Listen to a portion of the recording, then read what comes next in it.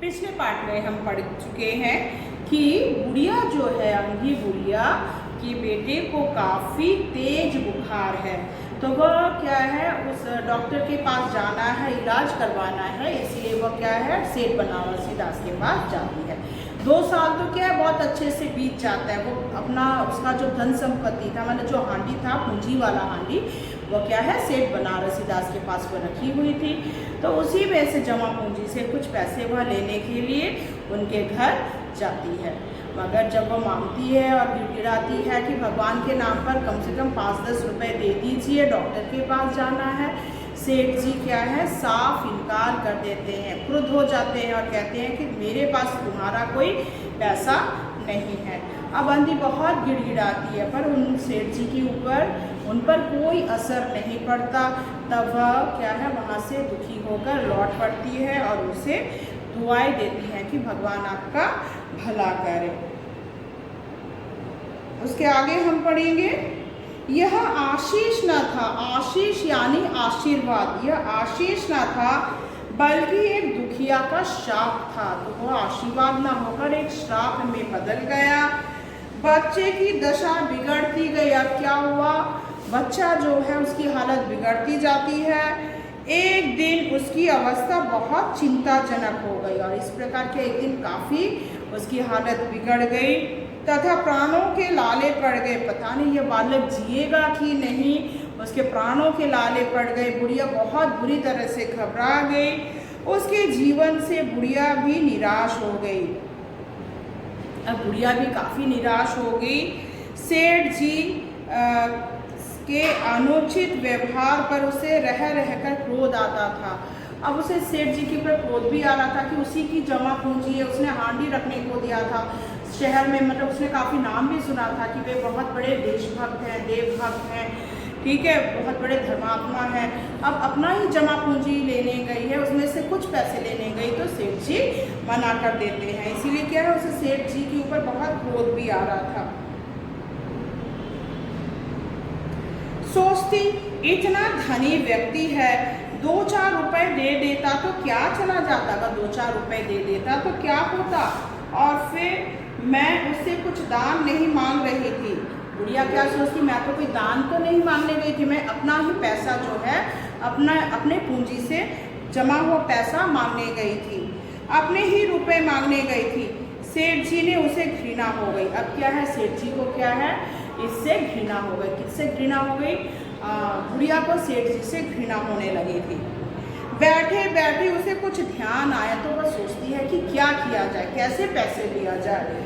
उसने बच्चे को अपनी गोद में उठा लिया और ठोकरें खाती गिरती पड़ती सेठ जी के पास पहुंची। क्या है बच्चे को गोदी में लेकर ही सेठ जी के पास पहुंच जाती है और जाकर के सेठ जी के कोठरी के बाहर धरना दे देती है।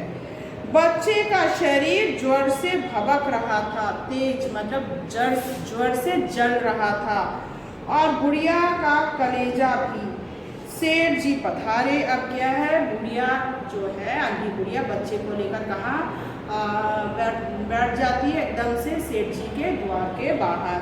सेठ जी जब आते हैं बच्चे को देखकर उन्हें बहुत आश्चर्य हुआ। जब बच्चे को देखा तो सेठ जी को बहुत आश्चर्य होता है कि उसकी सूरत उनके मोहन से मिलती जुलती है।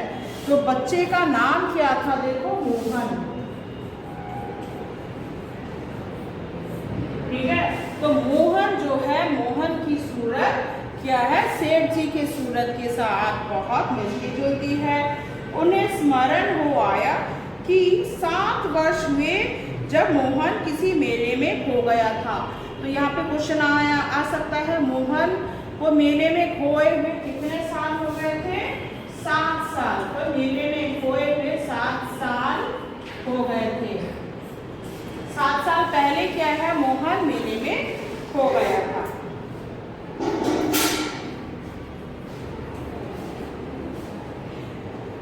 तब उसकी जांघ पर लाल रंग का चिन्ह था, ठीक है। तो उसके पैर में जांघ में क्या है किस रंग का तिल था, लाल रंग का एक तिल था।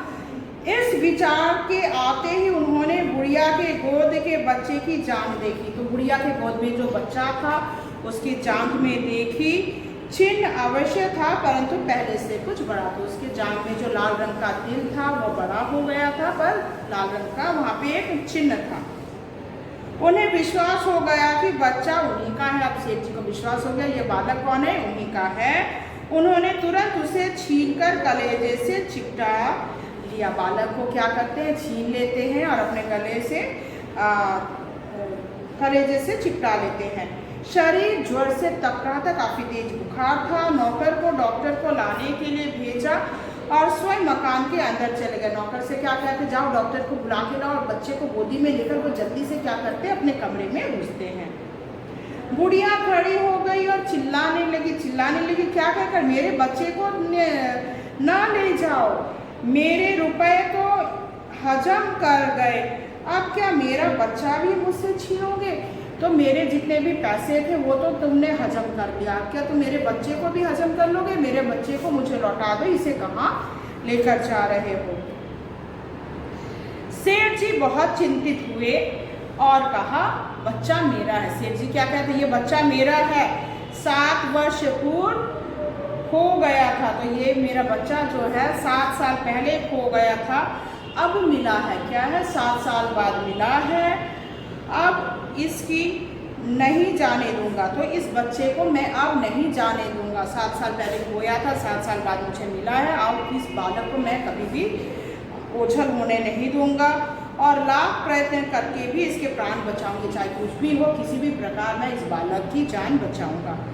आंधी ने ठहाका लगाया, ठीक है, देखो ठहाका मारती है, बच्चा तुम्हारा है इसलिए लाख यत्न करके उसे बचाओगे। आज कहती है ये तुम्हारा बच्चा, तो इसका क्या करोगे, लाख यत्न करके भी उसे बचाओगे। मेरा बच्चा होता तो उसे मर जाने देते, क्यों? और ये अगर मेरा बच्चा होता तो क्या मरने तो छोड़ देते ना? यह तो अन्याय है।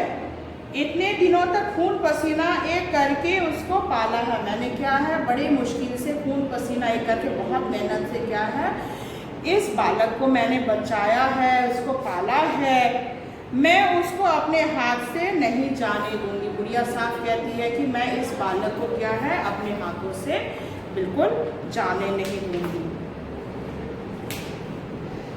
सेठ जी की अजीब दशा थी। कुछ करते धरते नहीं बनता था।